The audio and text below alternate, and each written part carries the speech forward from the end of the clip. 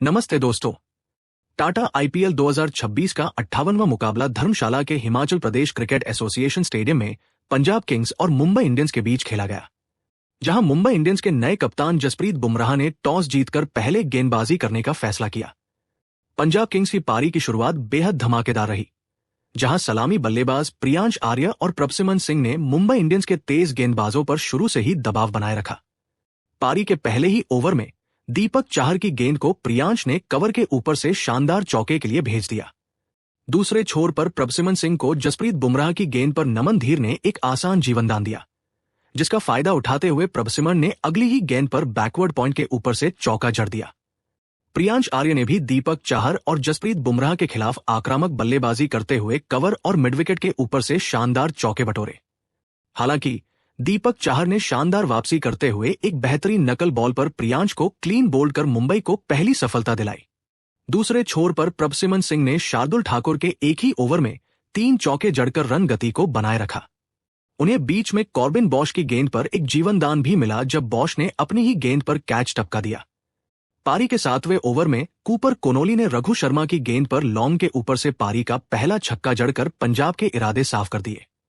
Punjab Kings की पारी के मध्यक्रम में रोमांच चरम पर रहा।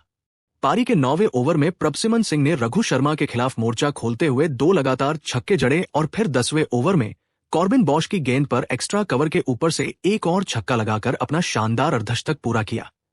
हालांकि 12वां ओवर टर्निंग पॉइंट साबित हुआ, जब शार्दुल ठाकुर ने पहली गेंद पर प्रभसिमन को 57 रन पर आउट कर मुंबई को बड़ी सफलता दिलाई।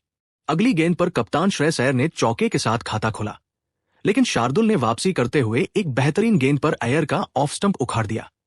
इसके अगले ओवर में राज बावा ने कूपर कोनोली को 21 रन पर क्लीन बोल्ड कर पंजाब की बल्लेबाजी की कमर तोड़ दी और मुंबई ने मैच में जोरदार वापसी की। पंजाब किंग्स की पारी का अंतिम हिस्सा काफी उतार चढ़ाव भरा रहा। 13वें ओवर में सूर्यांश शेडगे ने एक बेहतरीन छक्के के साथ शुरुआत की, लेकिन शार्दुल ठाकुर ने शानदार वापसी करते हुए राज बावा के हाथों उन्हें एक शानदार कैच पर आउट करा दिया। इसके तुरंत बाद पंजाब की मुश्किलें तब और बढ़ गई, जब शशांक सिंह कॉर्बिन बॉश की कम उछाल वाली गेंद पर एलबीडब्ल्यू हो गए और मार्को जानसेन भी शार्दुल की एक नीची रहती गेंद पर क्लीन बोल्ड होकर पवेलियन लौट गए। लगातार गिरते विकेटों के बीच उमरजई ने कमान संभाली और शार्दुल तथा बॉश के खिलाफ बड़े छक्के जड़कर रन गति बनाए रखी। उन्होंने विशेष रूप से 18वें ओवर में दीपक चाहर को निशाना बनाया, जहां उन्होंने एक चौका और लगातार 2 गगनचुंबी छक्के जड़कर मैच में रोमांच भर दिया। उमरजई ने अपनी 17 गेंदों में 38 रनों की पारी के दौरान 4 छक्के लगाए, लेकिन इसी ओवर की अंतिम गेंद पर एक और बड़ा शॉट खेलने के प्रयास में वे विल जैक्स के हाथों लपके गए। पंजाब किंग्स की पारी का अंत बेहद रोमांचक रहा। 19वें ओवर में विष्णु विनोद को किस्मत का साथ मिला, जब उनका कैच बाउंड्री पर छिटक कर छक्के के लिए चला गया। इसके बाद जेवियर बार्टलेट ने कॉर्बिन बॉश को एक चौका और एक फ्लैट छक्का जड़कर रन गति तेज कर दी।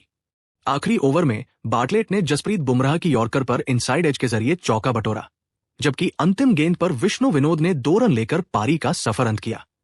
मुंबई की खराब फील्डिंग और निचले क्रम के इन उपयोगी रनों की बदौलत पंजाब ने एक चुनौतीपूर्ण स्कोर खड़ा किया। मुंबई इंडियंस की पारी की शुरुआत रायन रिकेल्टन के तूफानी अंदाज में हुई। रिकेल्टन ने दूसरे ही ओवर में अजमतुल्लाह उमरजई को निशाना बनाते हुए बैकवर्ड स्क्वायर लेग के ऊपर से छक्का जड़कर अपने इरादे साफ कर दिए। मार्को जानसेन के अगले ओवर में उन्होंने और भी आक्रामक रुख अपनाया, जहां उन्होंने लगातार 2 चौके और एक छक्का बटोरकर रन गति को 7वें आसमान पर पहुंचा दिया। जेवियर बार्टलेट के खिलाफ भी रिकेल्टन का बल्ला नहीं थमा और उन्होंने सीधा शॉट खेलते हुए चौका और फिर डीप स्क्वायर लेग पर शानदार छक्का जड़ा। पारी के चौथे ओवर में अर्शदीप सिंह को चौका मारकर रिकेल्टन ने मुंबई को 50 रनों के पार पहुंचाया। इसके बाद रोहित शर्मा ने भी हाथ खोले और बार्टलेट की गेंद पर अपना सिग्नेचर विंटेज छक्का डीप मिडविकेट के ऊपर से जड़ा। हालांकि जब यह साझेदारी खतरनाक दिख रही थी, तभी उमरजई ने वापसी की और रिकेल्टन को 48 रन पर प्रियांश आर्य के हाथों कैच कराकर मुंबई को पहला झटका दिया। उनके आउट होने के तुरंत बाद नमन धीर ने उमरजई की ओवरपिच गेंद पर मिड्फ के ऊपर से छक्का जड़कर अपनी पारी का आगाज किया और मुंबई के आक्रामक रुख को बरकरार रखा।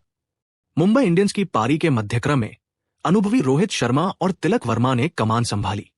मार्को जानसेन के 8वें ओवर में रोहित शर्मा ने राउंड द विकेट आती गेंद पर शानदार पुल शॉट लगाकर लॉन्ग के ऊपर से छक्का जड़ा।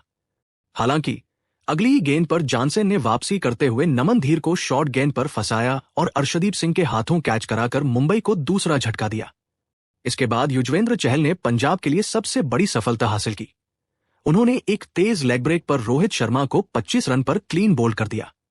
रोहित के जाने के बाद तिलक वर्मा और शेरफेन रदरफोर्ड ने मिलकर पंजाब के गेंदबाजों पर दबाव बनाए रखा।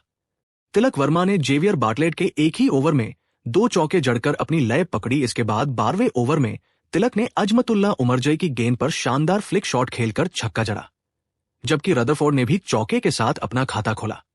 15वें ओवर में तिलक वर्मा ने आक्रामक रुख अपनाते हुए चहल की गेंद पर 106 मीटर का सीजन का सबसे लंबा छक्का जड़ा और एक चौका भी बटोरा।